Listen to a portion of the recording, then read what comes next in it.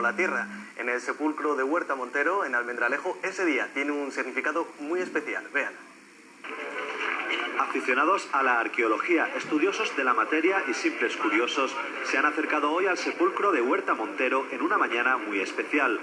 Esta cámara funeraria se edificó de manera que los rayos de sol del amanecer del solsticio de invierno penetraran hasta la cripta. La orientación, que está orientada hacia el solsticio de invierno, por eso el sol entra tal día como hoy y da hasta la cámara, un espectáculo que dura 1 hora y media.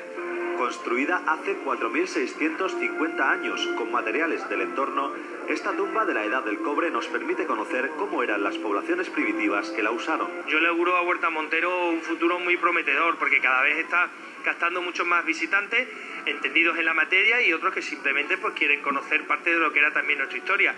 El grupo Cábala de Badajoz ha tocado en directo para acompañar a los visitantes que posteriormente han tomado parte en una ruta senderista que les ha llevado al Cabezo de San Marcos, donde se halla otro yacimiento de la época, un poblado fortificado.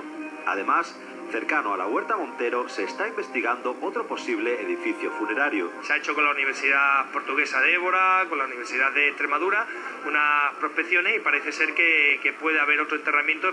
El Museo Arqueológico Provincial de Badajoz acoge los restos óseos y los objetos encontrados en este sepulcro del Calcolítico.